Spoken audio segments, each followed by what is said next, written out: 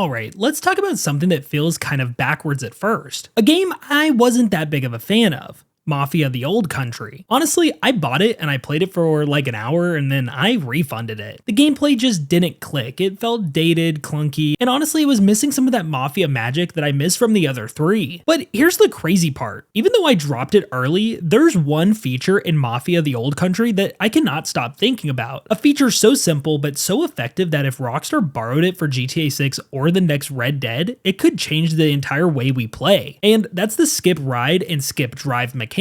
So for anyone who didn't try Mafia the Old Country, here's the setup. It drops you back in 1904 Sicily following Enzo, this kid who works his way up from indentured servitude to becoming part of the Torresi crime family. The story, fantastic. The characters, solid. The world building, great vibes. But the gameplay, let's be real, it wasn't breaking new ground. You drive, you walk, you shoot, you do missions. It's serviceable, but it doesn't feel as alive or reactive as the previous or even GTA and Red Dead. Yet Mafia does something Rockstar hasn't. It gives you the ability to skip the boring part of the drive. You hop in your car, the mission starts, and if you don't want to slowly crawl across cobblestone roads for 10 minutes, you hit a button and boom, you're at your destination. You don't lose the cutscene, you don't miss dialogue, you just cut out all of the dead time. Now, think about this in the context of GTA 6. We already know Leonida is massive. Vice City, the Keys, Grass Rivers, Ambrosia, Mount Caliga, and on top of that, there's still the speculation about Gloriana. I mean, we're talking about a whole second state, and we covered that yesterday if you want to check out that video linked above. But I mean, that's huge, bigger than anything Rockstar has ever attempted.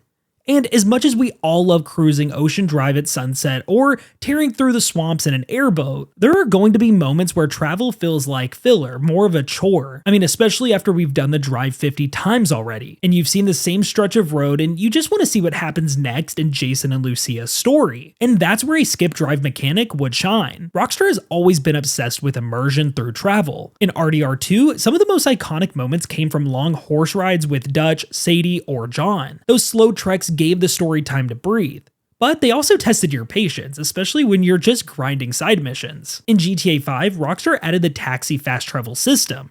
Useful, but it ripped you out of your own vehicle, and it felt like a compromise, not a solution. Even going back to GTA San Andreas, Rockstar gave us options. You could take planes, trains, or just drive across the desert yourself. They always liked giving players some sort of flexibility. But here's the thing, every Rockstar map keeps getting bigger. And with GTA 6 reportedly one of the largest open worlds ever made, there has to be a middle ground between cinematic immersion and player freedom. Skip Drive could be that middle ground. Now, I can already hear the purists typing in the comments, but the long drives are part of the story. They make the world feel alive. If you skip them, you're breaking the immersion. And look, I agree with what you're saying to an extent. RDR2's quiet travel moments made the game feel alive. The little bits of dialogue between Arthur and the gang are legendary. But here's the thing. Having the option doesn't mean everyone has to use it. Mafia proved that you can offer a skip mechanic without killing immersion because the purists can just not press the button. And the rest of us, we get to save 10 minutes and you get to get back to the action. And here's where it gets interesting. Rockstar doesn't just build story games, they build platforms. GTA Online is the reason GTA 5 is still alive after 12 years. Red Dead Online, even with less support, still has a core community. Now imagine GTA 6 Online, a massive world with players scattered across Vice City, the Keys, and beyond. Do you really want players spending half of their time just driving to a high setup across the map? No. Rockstar wants players in missions and fights, spending money and keeping the loop going. Skip travel in online could be a quality of life feature that keeps sessions flowing. It doesn't replace free roam, it just makes missions smoother and faster while you're running with friends. And if Rockstar wants to go even crazier, they could spin it into the story. Imagine if Skip Drive wasn't just a menu option, but a character. A driver for hire, someone you call up like an NPC ally who takes the wheel and delivers you where you ride shotgun. You could even have banter, small talk, or maybe even random events during the ride. That's the Rockstar way. Take a simple mechanic and turn it into something alive. And let's not forget Red Dead. If Rockstar ever returns with a Red Dead Redemption 3,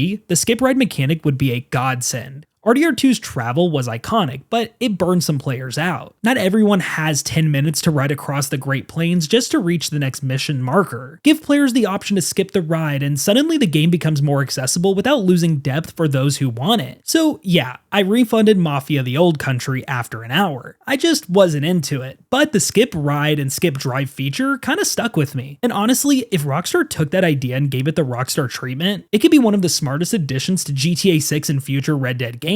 Because here's the truth. Not every player is the same. Some of us just want to cut to the chase. Giving us the option is the best of both worlds. But what do you think? Would you use a skip ride in GTA 6? Or do you think it ruins the vibes? Do you see Rockstar actually pulling the trigger on something like this? Or do you think they'll stick with their old school immersion first philosophy? Drop your thoughts in the comments below. I'm reading through all of them. And hey, while you're at it, make sure to hit that like button, subscribe, and turn on notifications for daily GTA 6 videos just like this one. Alright, with that all out of the way, thank you so much for watching, and I'll catch you in the next one.